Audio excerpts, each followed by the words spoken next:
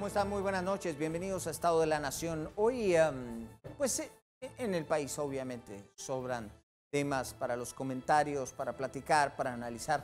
Pero por supuesto el tema de la pandemia es uno que es persistente y que hemos venido conversando durante muchas ocasiones. Por supuesto, después de los 1.800 contagios del viernes y la situación que se ha venido dando en las últimas semanas, los hospitales ya no tienen tanto abastecimiento porque incluso se ha tenido que utilizar muchos de los insumos y las compras en el ministerio pues no son ágiles, no son rápidas. La situación se torna bastante difícil para el sistema hospitalario. Hoy vamos a platicar acerca de la pandemia y lo que está sucediendo y para ello vamos a conversar con el doctor Juan Luis Elías Cárcamo. Él es internista y además catedrático universitario. Vamos a conversar con él acerca de todo lo que está pasando. Doctor Elías, muchas gracias. Gracias por aceptar estar con nosotros y platicar acerca de este tema. Bien, lo platicábamos antes de entrar al aire, se han relajado las medidas totalmente, la gente pues simplemente ya no admite mayor cosa, no solo aquí, también en lo internacional. Han habido muchos incidentes, innumerables incidentes en los aviones, en los vuelos, porque la gente ya no quiere ni siquiera ponerse la mascarilla y esto está dando como resultado lo que algunos han llamado una ola más de contagio. ¿Cómo analiza usted la situación, doctor? Sí, obviamente, muy buenas tardes. Muchísimas gracias por la invitación. Pues obviamente aquí hay muchos factores que entran en juego, aparte de muchos actores. Definitivamente, las personas van a moverse de acuerdo a la información que reciben. Y la información que reciben muchas veces no viene de medios locales, sino viene del extranjero. Y países como Estados Unidos, donde se están abriendo, donde mucha de su gente ya está vacunada, entonces crea una especie de ámbito de falsa seguridad en los cuales la gente se ve influenciada eh, por la información que recibe. Entonces toma conductas que le permiten esto. Y a esto le asociamos los factores de negocio, los factores económicos, la necesidad de la gente. Eso hace también que las personas se relajen y tengan una conducta menos cuidadosa para evitar los contagios de la pandemia. Si a esto le agregamos las nuevas variantes que se supone que están en el país y que son más contagiosas, le agregamos el clima, que obviamente cuando llueve o cuando hay frío, cualquier tipo de epidemia se hace más contagiosa porque la gente busca estar más junto. Entonces esto es una serie de eventos alrededor que han permitido que los contagios vayan aumentando y de una manera drástica. El problema es que nos están superando rápidamente en relación a la capacidad que se tiene para poder atender a la población y poderle dar a la población la atención necesaria, que ahí es donde viene el aumento en las muertes. Doctor, ¿qué ha podido percibir usted en su práctica diaria? ¿Cómo ve estas últimas 2 semanas y particularmente la semana pasada fue crítica? ¿Cómo lo ha percibido? Uno lo mira por el aumento de consultas que le hacen a uno, ya sea en su clínica o por medio telefónico para pedir una consulta o no. Pues hace 3 semanas, 4 semanas para atrás, pues 1, 2 pacientes. Actualmente, por ejemplo, hoy recibí 3 pacientes, o sea, en un solo día, posibles contagios o gente que quiere saber si se hace el hisopado, no se puede, o no se hace el hisopado, que estuvo en contacto con con alguien. Ahí se va dando uno una idea de cómo está esto, además de que aumentan los pacientes que le consultan a uno, que muchos tienen miedo de ir a un hospital o no tienen el recurso económico para uno privado. Entonces empiezan a ser tratados en casa, ellos quieren ser tratados en casa y uno ve el aumento de pacientes que uno termina tratando en su casa por esto. Y sí, estamos hablando de que tal vez en lo particular yo he visto un aumento cerca del 100% en relación a las semanas anteriores. Ah, doctor, pues las recomendaciones nunca están de más y siempre es nuestro deber, además como medios, el insistir una y otra vez. ¿Qué le diría a usted a los guatemaltecos que pues ya están cansados, no cabe duda, que después de tantos meses la mascarilla y muchas situaciones pues ya los tienen cansados? ¿Qué les diría a usted? Pues aquí no nos queda que aguantar un poquito más. A esto es básicamente como un escenario de guerra en el cual hay que enfrentar un enemigo invisible, pero que es un enemigo y que puede cobrar la vida de muchas personas. Pero no solo la vida, sino puede dejar muchos tipos de secuelas en las personas. Desafortunadamente, hay trastornos psiquiátricos que vienen a raíz de esto, hay disminución en la capacidad física cuando los pulmones son afectados en una cantidad, en un porcentaje del tamaño pulmonar adecuado, hay consecuencias cardíacas, hay pérdida de olfato, algunos son crónicos, algunos tienen alteraciones en olfato. Las nuevas cepas, las nuevas variantes han demostrado que son más contagiosas y con algunos otros tipos de problemas secundarios como amputaciones por necrosis, porque se tapan los pequeños vasos de los dedos de los pies, hay sordera. Entonces, aquí no se trata ya tan solo de si la persona va a morir o no por el COVID, sino si va a tener algún tipo de secuela por esto. Entonces, la recomendación es no bajar la guardia. El uso de mascarilla, algo que tal vez no se le hace mucho énfasis, es el uso de la protección ocular, porque el virus puede entrar por los ojos.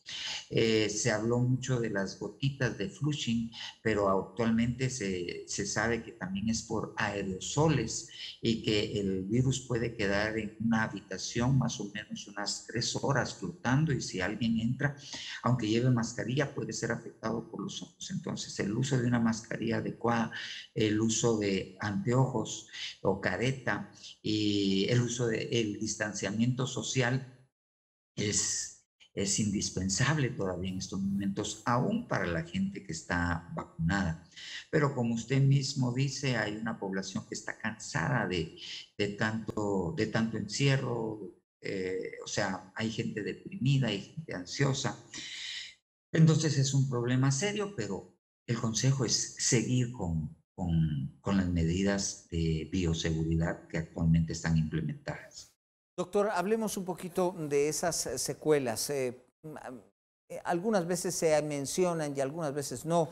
Personas que quedan con los pulmones lesionados, pues ya vimos ahora el famoso hongo negro que están hablando, y en fin, muchos otros tipos de secuela que deja el COVID.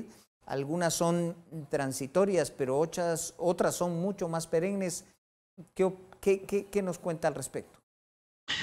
Ok, bien, aquí tendríamos que dividir básicamente a la población en dos grandes grupos: aquella gente que tiene un COVID leve, o aquella gente que tiene un COVID moderado, y la que tiene un COVID complicado que ya necesita oxígeno y algún otro tipo de terapia. Usualmente la gente que tiene COVID moderado y tiene COVID grave puede tener consecuencias a largo plazo. Las personas que son afectadas pulmonarmente, lo que les sucede es que ellos tienen una inflamación. El cuerpo se defiende, está la parte inflamada, pero después de esto no regresa a ser como era antes. El pulmón, los alveolos, la parte respiratoria, lo que queda es una cicatriz. Entonces, esta cicatriz no es funcional y eso disminuye la capacidad pulmonar de los pacientes y van a necesitar fisioterapia pulmonar para poder recuperar su capacidad física, que en algunos casos puede ser bastante importante. Ah, gente que, por ejemplo, gente que no tenía diabetes, por ejemplo, y después del COVID termina con una diabetes florida, son las otras complicaciones que estamos viendo.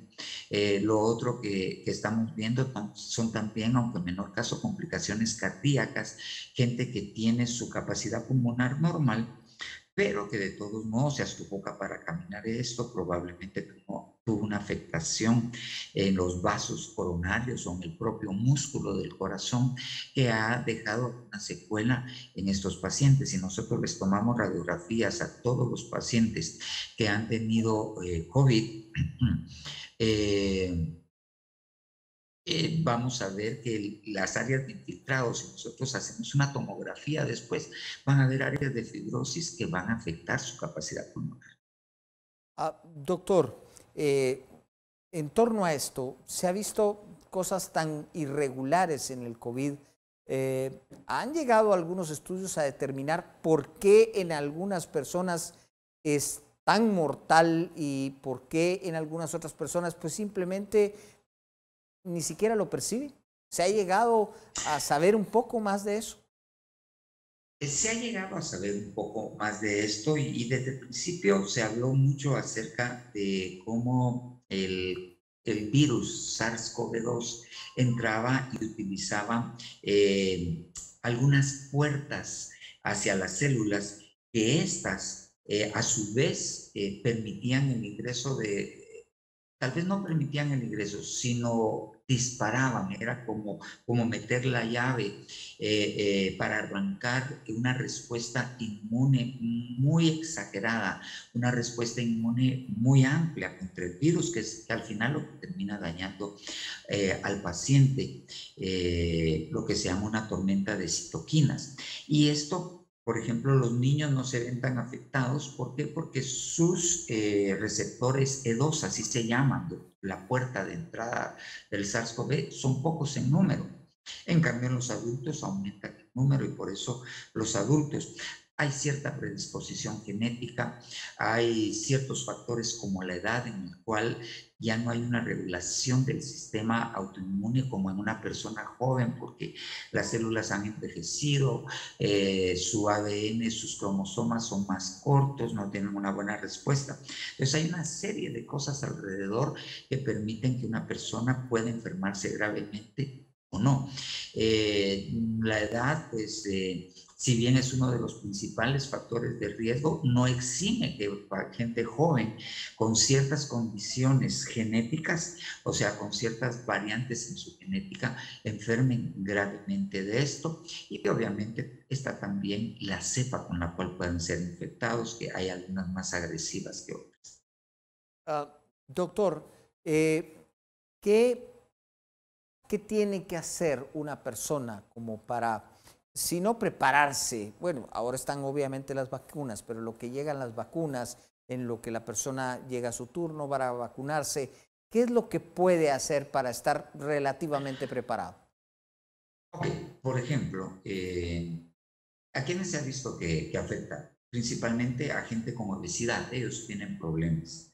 Entonces, obviamente aquí la recomendación es bajar de peso, porque esto no lo van a hacer en unas semanas. Y para bajar de peso, pues una dieta saludable. Aparte de la dieta saludable, tener una carga de ejercicio adecuada.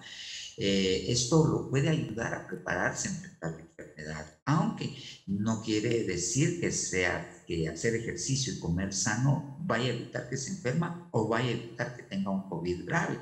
Por ejemplo, de esto, la semana pasada, la muerte de una pletonista mexicana, sus 34, 35 años, en excelente estado físico, sin sobrepeso y todo, pues sucumbió en 5 días a la enfermedad. pero sí se puede hacer algo, esto para tratar de enfrentarlo bien. Algo que es importante, por ejemplo, de todo lo que hablan, vitamina C y esto, tal vez lo que más se ha implicado es que los pacientes que enferman gravemente con COVID, de gente mayor, tienen bajos niveles de vitamina D. Entonces, mantener niveles de vitamina D adecuados, con una dieta adecuada, y esto sí ya entra uno a que si le voy a dar vitamina D a todos, no, porque habría que ver cómo están mis niveles de vitamina D, porque si están dentro de límites normales, tomar un exceso de vitamina C no me va a prevenir el COVID o que me enferme gravemente, porque mis niveles son normales, pero si están bajos, entonces sí prepararse, son de las pocas cosas que se pueden hacer para enfrentar la enfermedad física. Al final de cuentas, doctor, ¿qué tan eficiente ha sido la mascarilla en el transcurso de toda esta pandemia? Ok, mire, pues nosotros los médicos, para poder determinar qué recomendamos, nos tenemos que basar en recomendaciones internacionales. Desafortunadamente la mascarilla fue primero que no debía de usarse, después que había de usarse, que ahora que es doble, que ahora que la de tela no protege. Hay demasiada desinformación desde los entes que debiesen dictar las normas para el uso de la mascarilla. Pero sigue siendo el distanciamiento social, el uso de una mascarilla adecuada. O actualmente se habla de una doble mascarilla, que sobre la mascarilla de tela se pone una mascarilla quirúrgica. Son las normas que actualmente aún siguen en vigencia y que son el arma con la que se ha luchado. Lo interesante es que poblaciones que son muy educadas y que se han acostumbrado por epidemias de gripe a usar mascarilla, por ejemplo, Corea del Sur y algunos otros países de esta área, al principio de la pandemia, ellos no tenían brotes gigantescos, pero toda la gente usaba mascarilla. Pero en nuestro medio la gente se rehúsa a usar mascarilla o la usa mal. Y en otros países donde se han rehusado, y además los bulos en internet, que la mascarilla lo va a intoxicar con CO2, etcétera, etcétera, ha hecho que la gente en ciertos países no la use, pero sí se ha visto en estos países. De ahí se sacó el concepto de cómo estos países, enfrentando la epidemia, tenían bajas tasas en relación a los que no usaban mascarilla. Entonces, sigue siendo médicamente una de las mejores armas que tenemos para tratar de prevenir la expansión.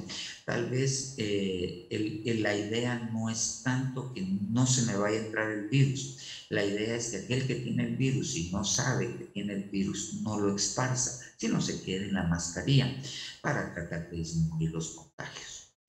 Doctor, una situación que se ha dado a lo largo de la pandemia, hay mucha desinformación, mucha situación, y esto era algo que quería preguntar desde hace rato. Cuando uno llega a cualquier lugar, lo primero que hacen es que le toman la temperatura y se utilizan los famosos termómetros, los nuevos ahora, los digitales, que utilizan determinada tecnología.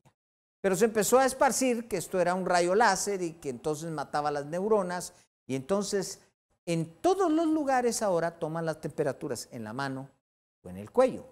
Esos termómetros no fueron hechos para eso, fueron hechos para tomarlos como lo prescribe el mismo aparato. ¿Qué comentario tendría usted al respecto? Okay. Primeramente, nosotros tenemos que entender que esto trabaja con luz infrarroja, no trabaja con otro tipo de luz, y nos da una buena medida, y usualmente estos fueron diseñados para ser usados en la frente. Para eso fueron diseñados. ¿Que hacen daño? Definitivamente no hacen ningún tipo de daño. El haz de luz no pasa de la piel. Habían videos que decían que llegaba la pituitaria y que querían matarnos la pituitaria para después controlarnos porque ya sin pituitaria. Pero no, definitivamente no. O sea, yo creo que junto con la pandemia surgió la pandemia del miedo, y a la par de esto la pandemia de la desinformación, que en realidad, pues no le queda a uno más que pensar que tiene fines muy aviesos, ya que las redes sociales le dan amplia distribución muchas veces. Bien, vamos a hacer una pausa. Regresamos inmediatamente en nuestra plática con el doctor Juan Luis Elías Cárcamo, internista, para seguir conversando acerca de la situación que estamos viviendo con la pandemia en un momento en que evidentemente hay un incremento de los casos. Regresamos después de esta pausa.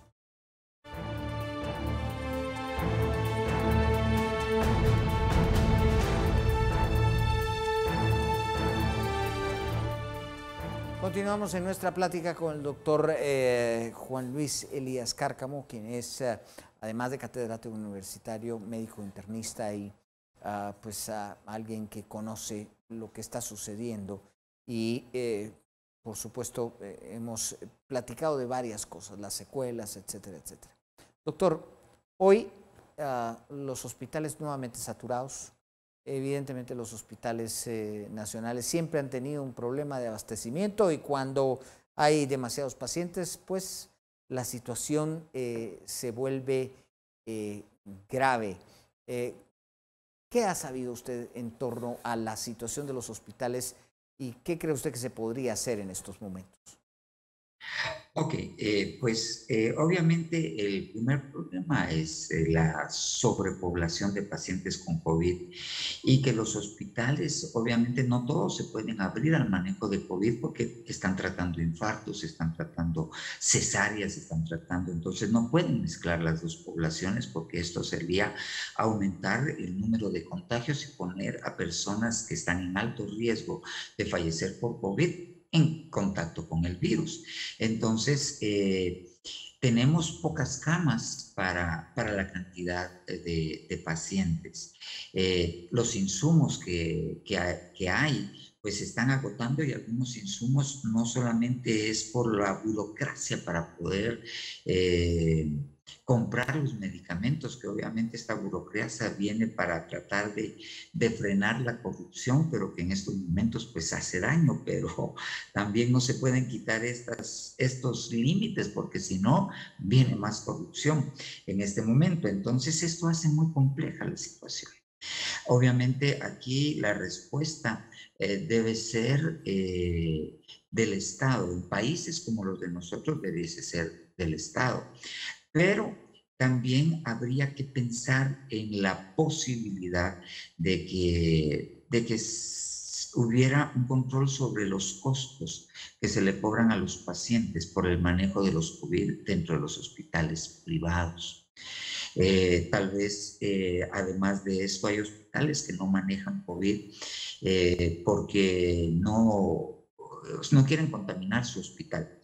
Entonces, ver desde la forma de la iniciativa privada de la industria médica de Guatemala, porque es una industria, la industria hospitalaria, ver cómo ellos pueden aportar para poder atender a un costo más accesible y poder desfogar los hospitales grandes con gente que ya pueda pagar algo más, porque los costos de tratar un COVID en un hospital tipo A pueden llegar a $500,000 de quetzales.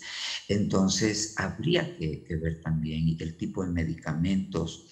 Es muy complejo. Estamos ante una situación que la verdad es que los guatemaltecos deberían unirse. Primero, pues hacer caso y concientizarse para no infectarse. Y segundo, entre todos, pues, como diría la canción, sacar ese buey de la barranca, porque esto, si seguimos como estamos, no pinta bien. Ejemplo de ello es Chile, que tiene 9 millones de vacunados al día de hoy y sus contagios no bajan. Y es porque hay cosas de fondo y sus hospitales están colapsados y es un país con una economía pues mucho mejor que la de nuestra. Doctor, en su práctica profesional, ¿usted ha podido tener contacto con muchas de estas personas que niegan que exista la enfermedad, que niegan que, o sea, hay muchas personas y lo dicen y lo comunican todo el tiempo, que todo esto es un invento, que es un invento de los medios de comunicación, que es un invento de las redes sociales, ¿Qué comentario haría usted al respecto? Eh, Mire, es difícil entender cómo aún grupos de médicos, de gente pues con premios Nobel, pretenden que la enfermedad no existe. Obviamente, si yo comparo mi práctica clínica antes de la pandemia a la actual pandemia y yo veo que tengo pacientes que pierden el olfato, que tienen dificultad para respirar y que sus patrones radiológicos al tomarles una radiografía o una tomografía son muy parecidos, obviamente cualquier médico puede decir me estoy enfrentando a un agente causal que me da los mismos síntomas y me da los mismos patrones radiológicos y me da la misma cantidad de muertos. No puedo decir yo que los están matando de otra cosa y que es algo inventado, que es el 5G, no, definitivamente uno como médico se siente y dice, esto tiene un patrón y por lo tanto tiene un agente causal común. Ya pues, se ha identificado el genoma del virus, que dicen que nunca lo han aislado, que nunca lo han cultivado, son algunas cosas que dicen en los bulos y eso es totalmente una mentira. El virus se secuenció, el virus se replicó, el virus actualmente pues ya se sabe y hay una vacuna que ha demostrado ampliamente en estudios. Un ejemplo, Israel, una nación que cuida tanto a su gente, no se va a prestar a una patraña de este tipo para poder eh, solapar algo así. O sea, hay cosas referentes en las cuales uno puede decir las personas que dicen que esto no existe o que las convencieron que no existe, pues en buen chapín se las tontearon. Entonces, no. Y muchos aún influencers que han dicho por sus redes sociales que no existen, algunos han muerto de COVID. Pero entonces, sí, es como le digo, eh, la cantidad de información que nos llega y no tener la capacidad de discernir cuál es cierto y cuál es no, ha hecho mucho daño. Entonces, el virus existe y el Doctor, virus mata. Perdón. no, no tenga pena. Doctor, muchas gracias. Le agradecemos mucho esta conversación, el haber estado con nosotros en Estado de la Nación esta noche. Muchas gracias. Y también a todas las personas que han estado con nosotros, les agradecemos muchísimo por su atención. Tengan una muy buena noche. Pásenla bien.